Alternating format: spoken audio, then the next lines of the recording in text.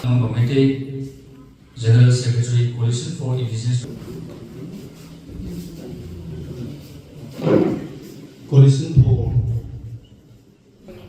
53 si manungda 52 elected Muslim League aduga lam democratic form of government say amna masu thokna masi khoi picture la khoi well administration ai khoi na ko matam di je khoi na 18 October da moi Delhi de satana ko tana lenga mabagadi akoi India da taglaga su mating thokna Sipito na na ko da lai ba magi leader sing che au ke na sao para magi he na akan series of khongjang na sang jang la ka se na na sabeli to da weste ko si